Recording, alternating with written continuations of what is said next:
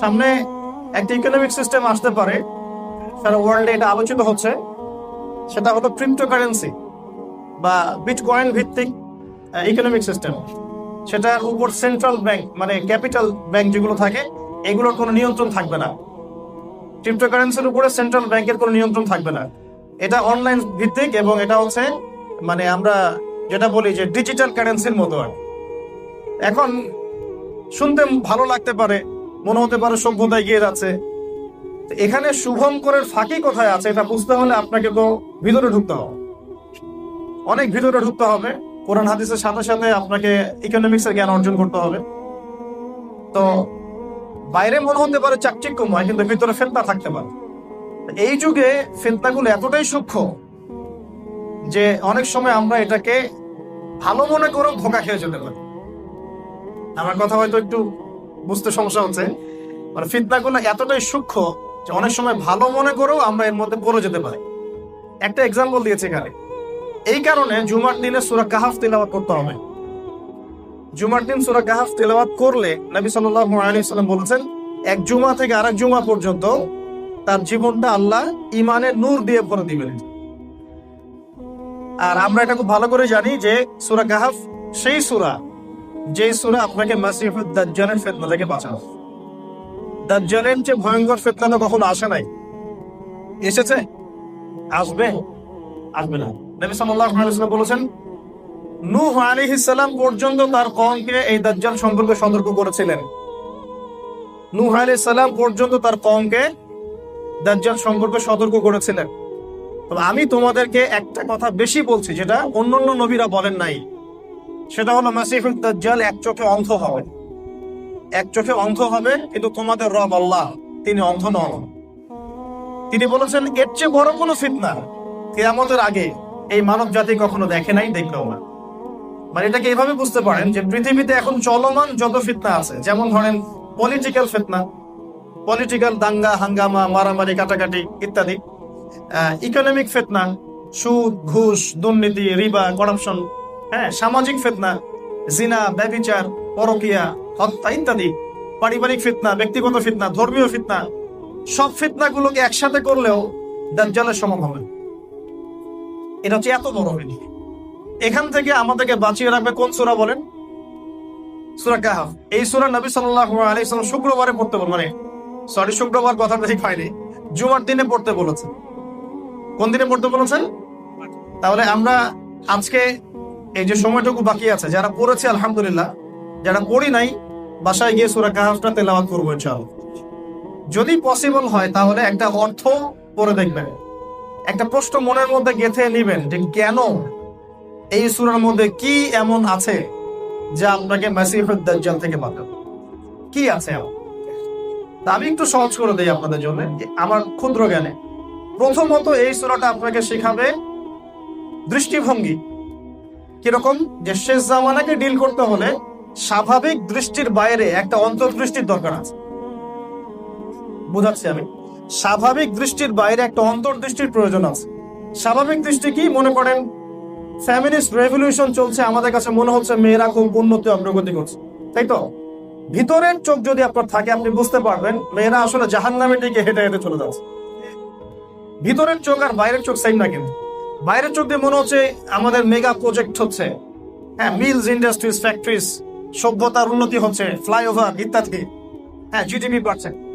ভিতরের চোখ দিয়ে আপনি দেখতে শিখলে বুঝবেন ইকোনমি দিন দিন কলাপস করছে, ইকোনমি দিন দিন কলাপস করছে। আমি ফ্লাইওভার দিয়ে কি করব? আমার তো পেটে ভাত নাই। ইকোনমি মানে কি? আমার জনগণ যেন 3 বেলা নিশ্চিন্তে খাবার দাবার খেতে পারে, সুখে শান্তিতে খাবার খেয়ে জীবনযাপন করতে পারে, ইবাদত করতে পারে। তো আমরা বাইরের চোখ দিয়ে যা দেখি আর ভিতরের চোখে যেটা রিয়েলিটি আর ভিজুয়াল ওয়ার্ল্ড, এর মধ্যে একটা পার্থক্য আছে। এই পার্থক্যটা আইডেন্টিফাই করতে শেখাবে আমাদেরকে সূরা কাহাফ। কোত্থেকে শেখাবে আমি দেখাচ্ছি। আপনারা কি কেউ এই সূরাটা পড়েছেন পুরো সূরাটা অর্থ সহ? আলহামদুলিল্লাহ। এখানে একটা ঘটনা আছে মূসা আলাইহিস সালাম এবং খিদর আলাইহিস সালামের, মনে আছে? এখানে খিদর আলাইহিস সালাম, জি খিদর আলাইহিস সালাম এখানে টিচার, মূসা আলাইহিস সালাম গিয়েছেন ছাত্র হিসেবে জ্ঞান শিখতে। তিনি বলছেন যে আপনি কি আমাকে জ্ঞান শেখাবেন যে জ্ঞান আল্লাহ আপনাকে দিয়েছেন? খিদির আলাইহিস ইসলাম বলছেন ইন্নাকা লান তাসতাতিআ মা'ইয়া সাবরা, তুমি আমার সাথে ধৈর্য ধরতে পারবে না। গল্পের শেষে আমরা দেখি সত্যি তিনি ধৈর্য ধরতে পারছেন না, বারবার প্রশ্ন করছেন। পথ চলতে লাগলেন, নৌকা ফুটা করে দেয়া হবো। শর্ট করে বলছি আমি, নৌকা কেন ফুটা করলেন প্রশ্ন করলেন। আবার চলতে চলতে একটা বাচ্চাকে হত্যা করা হয়েছে। মুসা আলাইহিস সালাম বলছেন বাচ্চাকে কেন হত্যা করলেন, আপনি তো একটা জঘন্য অপরাধ করলেন। আবার চলতে চলতে দেয়াল পড়ে গেছে, দেয়াল নির্মাণ করে দিলেন। কেন দেয়াল নির্মাণ করলেন, ওরা তো আমাদেরকে মেহমানদারি করালো না। মনে আছে গল্পটা? এই তিনটা ঘটনায় কিন্তু আল্লাহ পাক একটা দৃষ্টিভঙ্গি শেখাচ্ছেন আমাদেরকে। যেই সূরা আপনাকে দাজ্জাল থেকে বাঁচাবে, সেই দাজ্জালের যুগে ভিজুয়াল ওয়ার্ল্ড এবং রিয়েলিটির মধ্যে আকাশ পাতাল পার্থক্য থাকবে। ভিজুয়াল ওয়ার্ল্ড যেটা, রিয়েলিটি এটার মধ্যে আকাশ পাতাল পার্থক্য থাকবে। বাহ্যিক যে জগৎ আর মানে সত্যিকারের যে জগৎ, সত্যিকারের বাস্তবতা, এর মধ্যে একটা পার্থক্য থাকবে। এখানে খিদির আলাইহিস সালাম সঠিক ছিলেন না মুসা আলাইহিস সালাম সঠিক ছিলেন? বাহ্যিক চোখ দিয়ে মুসা আলাইহিস সালামের কাছে মনে হচ্ছে যে নৌকা ফুটা করাটা একটা বাজে কাজ হলো, বাচ্চাকে হত্যা করাটা একটা অপরাধ হলো। দেয়াল কেন নির্মাণ করবো, তারা তো আমাদেরকে খাবারও দিল না, মেহমানদারি করলো না। বাহ্যিক দৃষ্টিভঙ্গি দিয়ে মুসা আলাইহিস সালাম জগৎটাকে ডিল করলেন। কিন্তু খিদির আলাইহিস সালামের কাছে কি ছিল? আল্লাহর পক্ষ থেকে একটা জ্ঞান ছিল, যেটাকে আমরা কি বলি, আল্লাহর নূর আর মারফত বলি। এই কারণে খিদির আলাইহিস সালাম যা দেখতে পারলেন, মুসা আলাইহিস সালাম সেটা দেখতে পারলেন না। এটাই বোঝাচ্ছি যে এই সূরা কাহফ আমাদেরকে আগে দৃষ্টিভঙ্গি শেখাবে যে বাহ্যিক পৃথিবী আর বাস্তব পৃথিবীর মধ্যে পার্থক্য আছে। একটা একটা করে ধরা যাবে যে মানুষ চাঁদে যাচ্ছে, নিউক্লিয়ার যুদ্ধ হবে, পারমাণবিক দিকে উন্নতি অগ্রগতি হচ্ছে। আসলে কি এগুলো মানব জাতির জন্য খুব উপকার হচ্ছে? আমরা নিউক্লিয়ার ওয়েপন্স তৈরি করছি, থার্মো নিউক্লিয়ার ওয়েপন্স তৈরি করছি, আসলে কি এগুলো মানব জাতির কোনো উপকার আসবে? আমরা মনে করছি যে আমরা সারা বিশ্বে একদম শান্তি প্রতিষ্ঠা করছি, এবং শান্তির জন্য আমরা একটা শব্দ সিলেক্ট করেছি। শব্দটার নাম হচ্ছে ডেমোক্রেসি। কি শব্দ বলেন? ডেমোক্রেসি পশ্চিমাদের কাছে একটা ধর্ম। আমরা যেমন বলি না যে আমাদের ধর্ম দিন ইসলাম, ওদের দিন হচ্ছে ডেমোক্রেসি। আমি পলিটিশিয়ানদের সাথে এখানে তর্ক করতে আসি না, আর তাদের সাথে আমার কোনো দ্বন্দ্ব নাই। যদি আল্লাহ রাব্বুল আলামিন আমাদের উপরে কোনো ভালো পলিটিশিয়ান আনেন, আমরা তার জন্য দোয়া করবো, কোনো সমস্যা নাই। কিন্তু আমি বুঝাচ্ছি যে রিয়েলিটিটা কি। ওরা এটাকে দিন মনে করে, দিন মানে রিলিজিয়ন মনে করে, ওরা ওদের কোড অফ লাইফ মনে করে। দেখবেন পৃথিবীর যে কোনো জায়গায় ওরা এই আগ্রাসন নিয়ে যায় যে আমরা সেখানে ডেমোক্রেসি প্রতিষ্ঠা করতে যাচ্ছি। মানে ওরা চায় ওদের দিন কায়েম করতে, ওরা চায় কি ওদের দিন কায়েম করতে। আপনার কাছে মনে হতে পারে এটা খুব উন্নতির অগ্রগতির মাধ্যম, বাস্তবে কি আসলেই সত্যিকারের গণতন্ত্র আছে? পশ্চিমারা কি এটা প্রমাণ করতে পেরেছে? ওদের নিজেদের কান্ট্রির মধ্যে কি সেটা আছে? সত্যিকার একটা বিষয় ছিল ইসলামের শাশ্বত বিধান। সমাজের সবাই মুসলিম, তারা ইসলাম মেনে চলবে, নামাজ পড়বে, যাকাত দিবে, হজ করবে, রোজা রাখবে। যারা আল্লাহর পথে দাওয়াতি কাজ করার যোগ্যতা রাখে তারা সেটা করবে। একটা ঐক্য থাকবে, এবং আমরা আল্লাহর বিধানের বাইরে যাব না। আল্লাহ পাক কোরআন সুন্নাহয় যে বিধান দিয়েছেন এটাই চলবে। এটাই ছিল আমাদের আসলে দিন। কিন্তু এই জায়গায় অন্যান্য দিন চলে আসছে। আমরা নামাজ, রোজা, হজ, যাকাত ইসলাম মানতে চাই, কিন্তু আমরা কিন্তু ইকোনমি, পলিটিক্যাল সেকশন, হ্যাঁ, সামাজিক লস, আইন কানুন, এগুলোতে ইসলাম খুব একটা মানতে চাই না। আমরা মনে করি এগুলো হচ্ছে কি, এগুলো হচ্ছে জীবনের অন্য ক্ষেত্র, এগুলোতে ইসলাম না মানলেও চলে, খালি নামাজ, রোজা, হজ, যাকাতে মানলেই হয়। এই থটসটা কি ঠিক আছে? এই থটসে অনেক মানুষ চলছে, বাহ্যিকভাবে ভালো মনে হলো, ভিতরে ভালো না। একটা এক্সাম্পল দেই। আমাদের কাছে মনে হচ্ছে যে সমাজে শিক্ষার হার বাড়ছে, সাক্ষরতার হার বাড়ছে, সবাই এখন নাম সাইন করতে পারে। আপনি সমাজের চিত্রটার দিকে তাকায় দেখেন তো, সত্যিকার অর্থে কি শিক্ষিত মানুষের সংখ্যা বাড়ছে? শিক্ষার ডেফিনেশনটা কি? যে শিক্ষায় শিক্ষিত হওয়ার পরে একজন মানে বিসিএস ক্যাডার ছেলে তার মাকে বৃদ্ধাশ্রমে দিচ্ছে, আপনি কি তাকে শিক্ষা বলতে পারেন কিনা? যে শিক্ষায় শিক্ষিত হওয়ার পর আমার কাছে ডিগ্রি সার্টিফিকেট আছে, বাট আমি চেয়ারে বসলেই তল দিয়ে টাকা খাই, দুর্নীতি করি, আমি ফাইল পাস করতে দেই না, যতক্ষণ না আমার পকেট আপনি ঠিক করছেন, যতক্ষণ পর্যন্ত আমার স্বার্থ পূরণ না হচ্ছে আমি ফাইল ছাড়ছি না।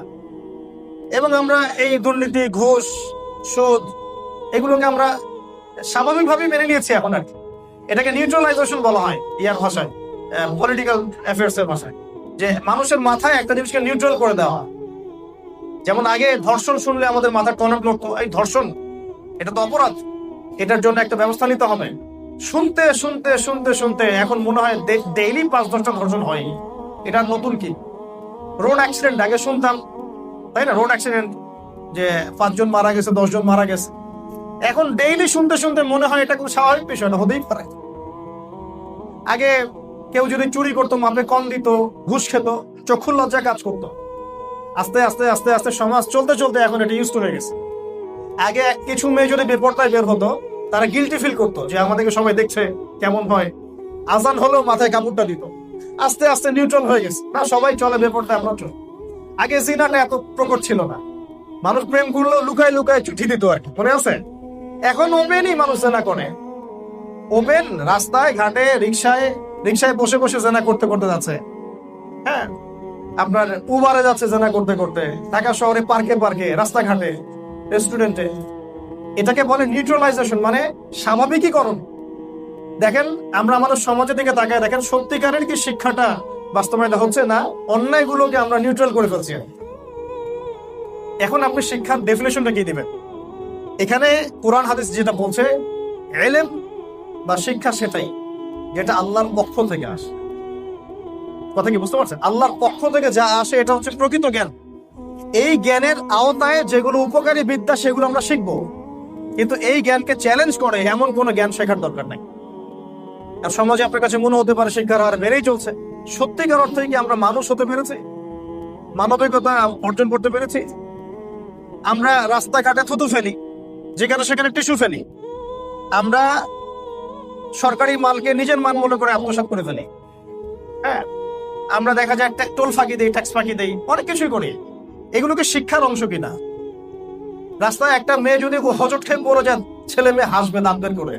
কারণ শাড়ি যদি রিক্সা আটকে যায়, দাঁত বের করে হাসে। কেউ যদি পড়ে যায় হজট খেয়ে, দাঁত বের করে হাসে। কেউ বিপদে পড়লে চারপাশে গোল হয়ে মানুষ দাঁড়িয়ে থাকে, ছবি তোলে, তার হেল্প করতে আসে না। শিক্ষা কাকে বলে? আসে না, আমাকে বলেন। অনেক বড় এমবিবিএস ডক্টর, সে একটা সিন্ডিকেটের সাথে জড়িত। ওষুধ কোম্পানির যে বিষয়গুলো আছে এগুলো লিখে লিখে টাকা আর্ন করতেছে। অহেতুক টেস্ট দিয়ে রেখে দিল আপনাকে। আসলে শিক্ষা কাকে বলে? ইঞ্জিনিয়ার মানুষ একজন, তার ফাইলই পাস হবে না যতক্ষণ পর্যন্ত আপনি তাকে খুশি করতে পারছেন না। আসলে শিক্ষা কাকে বলতো? আমরা বাহ্যিক চোখে যেটা দেখি আসলে, কিন্তু অভ্যন্তরীণ বিষয়টা কিন্তু সেই না। এই যুগটাকে ডিল করতে হলে আপনাকে সূরা কাহফের কোনো বিকল্প নাই। এই কথাটা বলতে গিয়ে আমি অনেকগুলো কথা বলে ফেলবো। আপনি প্রত্যেকটা সেক্টর দেখেন, সেকুলারিজমের কথা বলছেন, আসলে কি সেকুলারিজম আছে? নাস্তিকতার কথা বলছেন, আসলে যারা নাস্তিক তারা কি অন্যান্য ধর্মদের সমালোচনা করছে? যারা নাস্তিক তারা ইসলামের সমালোচনা করছে। তাহলে আমরা কি শব্দটা নাস্তিক বলবো না ইসলাম বিদ্বেষী বলবো? তাহলে বাস্তবতা আর রিয়েলিটিতে এক হলো না। আমরা জিডিপির কথা বলছি, কিন্তু সত্যিকার অর্থে কি আমাদের ইকোনমিক সেকশনটা কলাপস করছে কিনা? এটা তো ওপেন সিক্রেট এখন। আর এর জন্য তো শুধু মানে গভর্নমেন্ট দায়ী নয়, এর জন্য জনগণও দায়ী। আমি গত 3 দিন থেকে একটা সূরা স্টাডি করছি। আজকে আমি এটা নিয়ে লেকচার দিব না, কারণ আমি এখন শেষ করিনি স্টাডি। সূরা ইউসুফ। কোন সূরা ভাই? বর্তমান চলমান যত অর্থনৈতিক সংকট আছে, এই সংকটের সলিউশন আল্লাহ পাক সূরা ইউসুফের 4টা আয়াতের মধ্যে দিয়ে দিয়েছেন। শেষ। কোরআনকে তো আমরা মূল্যায়নই করি না, কোরআনকে আমরা মূল্যায়নই করি না। সূরা ইউসুফের 4টা আয়াতের মধ্যে বর্তমান চলমান অর্থনৈতিক বৈশ্বিক সংকটের সমাধান দেওয়া আছে।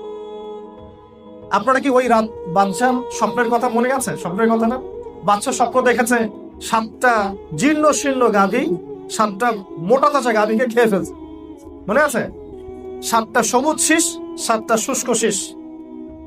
বাদশাহ কিন্তু স্বপ্ন দেখে জিজ্ঞাসা করছেন যে আমার এই স্বপ্নের ব্যাখ্যা কে দিতে পারো? মানুষ বলছে আদগাসুল আহলাম, এগুলো কোনো স্বপ্ন না, এগুলো বাজে জিনিস। এখন কিছু মানুষ আছে না, স্বপ্নের অস্তিত্বকে অস্বীকার করে ফেল। কিন্তু মুমিনের স্বপ্ন সত্য হতে পারে, এবং শেষ জামানায় মুমিন ব্যক্তির স্বপ্ন সত্যি হবে, বেশি বেশি সত্য হবে। আমরা মারেফত না থাকার কারণে কখনো কখনো আল্লাহর ওলিদেরকে, তাদের মারেফতকে, তাদের স্বপ্নকে ডিনাই করি। দুঃখ লাগে, সমাজে কিছু মানুষ বলছে যে মাকবুল একটা জামাত, তাবলিগ জামাত এখানে আছে না, মাকবুল তো বোঝা যায় আল্লাহর পক্ষ থেকে, মাকবুলিয়াত কবুল। মানুষ বলছে স্বপ্নে পাওয়া ধর্ম। কি বলছে এটাকে? কত বেয়াদবের মতো কথা, চিন্তা করেছেন না? মুমিনের স্বপ্ন সত্য হয়, হ্যাঁ, এটা তো আর ওহী নয়। এটা কি ওহী? কিন্তু আল্লাহ রাব্বুল আলামিন আল্লাহর ওলিদের উপরে ইলহাম করতে পারে। ইলহামের অস্তিত্ব অস্বীকার করতে পারবেন না। এমন অনেক মানুষ আছে এমন স্বপ্ন দেখে যেটা বাস্তবে প্রতিফলিত হচ্ছে। এই অংশটাকে তো সায়েন্স বিশ্বাস করে না, আমরা কি ওদের ভাষায় কথা বলবো? দেখেন এখানে রাজা বাদশার স্বপ্নটা, সে কিন্তু সভা পরিষদের সবাইকে বললো আমার স্বপ্নের ব্যাখ্যা দাও, এরা ব্যাখ্যা দিতে পারছে না। ওই ব্যক্তি যে, ওই দুজন ব্যক্তির একজন যে স্বপ্ন দেখেছিল মাথার উপরে রুটি থাকবে খেয়ে নিবে, আরেকজন রাজাকে শরাব পান করাবে, ওই শরাব পান করানো ব্যক্তি ছাড়া পেয়ে গিয়েছিল। সে তখন মনে পড়লো যে ইউসুফ স্বপ্নের ব্যাখ্যা দিতে পারে, আল্লাহ তাকে সে ক্ষমতা দিয়েছেন। ইউসুফ আইয়ুহা সিদ্দিক আফতিনুনি, আমাদেরকে এটা সম্পর্কে ফতোয়া দাও যে এই 7টা বাকারার কি বিষয়ে। হ্যাঁ, পড়ে দেখেন ইউসুফ। এখন দেখেন ইউসুফ আলাইহিস সালাম শুধু এখানে স্বপ্নের ব্যাখ্যাই দেন নাই, বরং ইউসুফ আলাইহিস সালাম এই স্বপ্নটাকে সত্য বলে মেনে নিয়ে এর সলিউশনও দিয়েছে। আর একটু পড়ে দেখেন, এখানে স্বপ্নের ব্যাখ্যা দেওয়া হয়নি, স্বপ্নের প্রবলেমটার সলিউশন দেওয়া হচ্ছে। ইউসুফ আলাইহিস সালাম বলছেন না যে স্বপ্নের ব্যাখ্যা হচ্ছে এই, এখানে এমনটা হবে, বরং ইউসুফ আলাইহিস সালাম বলছেন তোমরা 7 বছর যে ফসলটা ফলাবে এই ফসলের একটা বড় অংশ সঞ্চয় করে রেখো। তিনি সলিউশন দিচ্ছেন, কিন্তু তিনি স্বপ্নের ব্যাখ্যা দিচ্ছেন না। আমার কথা বুঝতে পারছেন কিনা? তিনি বলছেন না যে 7 বছর দুর্ভিক্ষ হবে এবং দুর্ভিক্ষের পরে 7 বছর এই হবে ইত্যাদি, তারপরে বৃষ্টি হবে। তিনি বলছেন তোমরা 7 বছর ফসল ফলাবে, এর একটা অংশ যতটুকু তোমরা খেতে পারো এতটুকু খেয়ে বাকিটা সেভ করে রেখো, কারণ তার পরবর্তী সময়ে অর্থনৈতিক কলুশন আসছে। এখন সেই অর্থনৈতিক কলুশন সারা বিশ্বে আসছে না? তাহলে আমাদের কি করা উচিত ছিল বলেন দেখি? আমাদের কি করা উচিত ছিল? আমাদের রাষ্ট্রীয় সম্পদ সঞ্চয় করা উচিত ছিল। কে শিখাবে এখন? আর আমরা রাষ্ট্রীয় সম্পদকে ভক্ষণ করেছি। যে কোনো একটা প্রজেক্ট আপনি দাঁড় করান, এই প্রজেক্টের যতটুকু কাজ বাকি আছে ওই কাজ করতে যত টাকার প্রয়োজন ওই টাকার অ্যামাউন্টটা যদি হিসাব করতে পারেন আপনি দুর্নীতির পরিমাণ বের করতে পারবেন। অতটুকু হলে বাকিটা কমপ্লিট হতো। বাকিটা কমপ্লিট হয়নি কেন? বিকজ এতটুকু নাই, গায়েব, শেষ।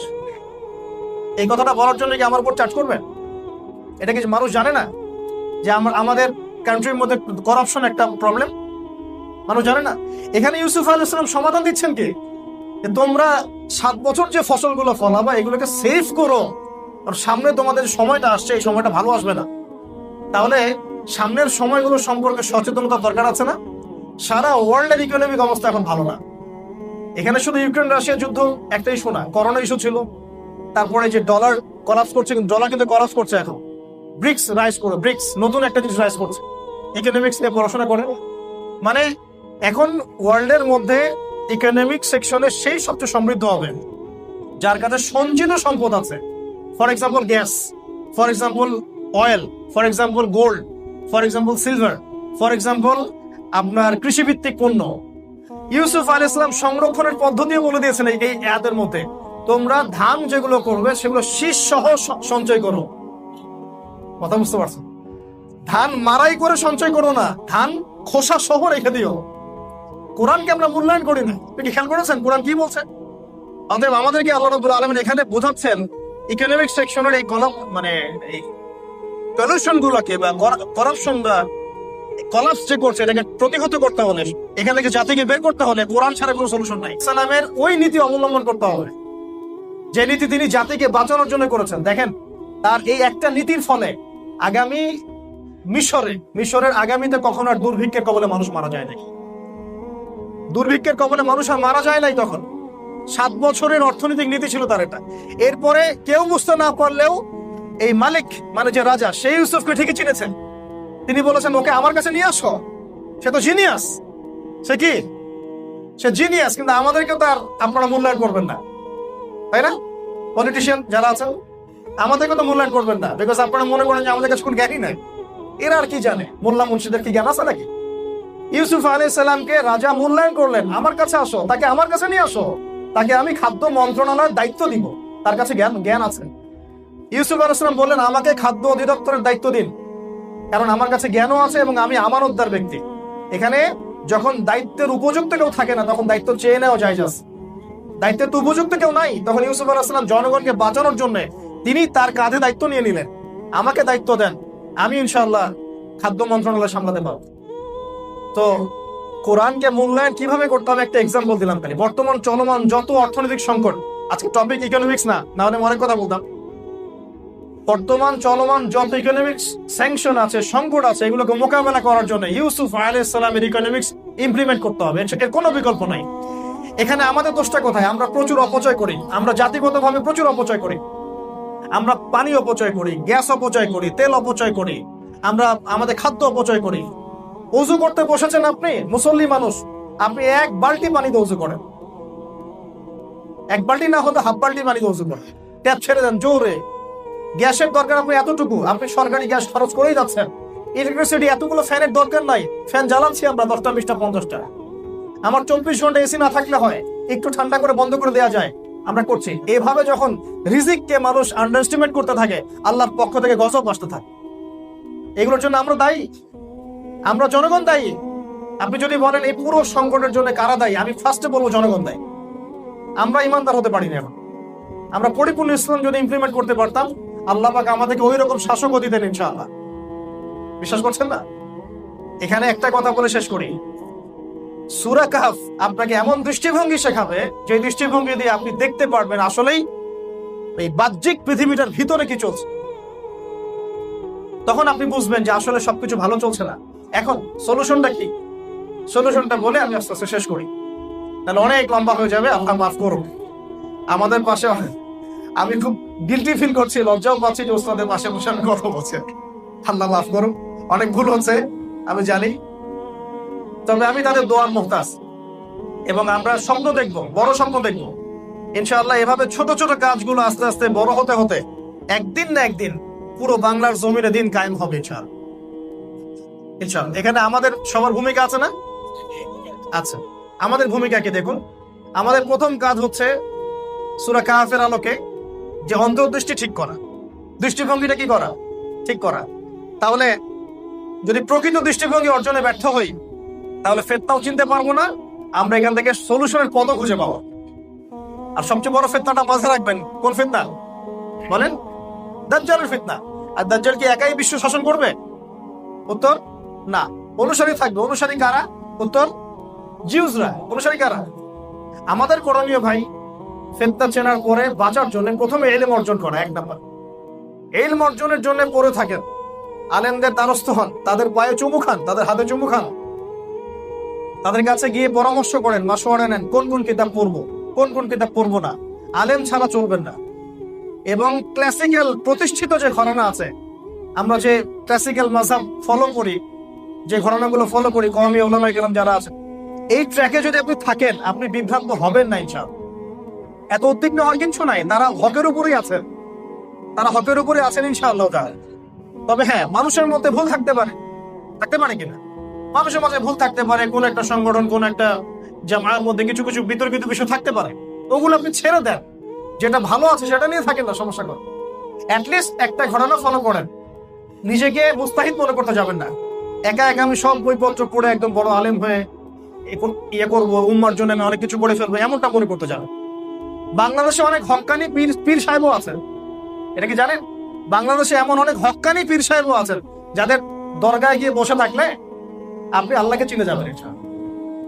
এমন অনেক বড় বড় মুফতি, আলে মুহাদ্দিস আছেন বাংলাদেশের মাটিতে, যাদের এই মাকতাবাতে গিয়ে যদি 10 মিনিট সময় কাটান, আপনি আল্লাহকে চিনে ফেলবেন ইনশাআল্লাহ।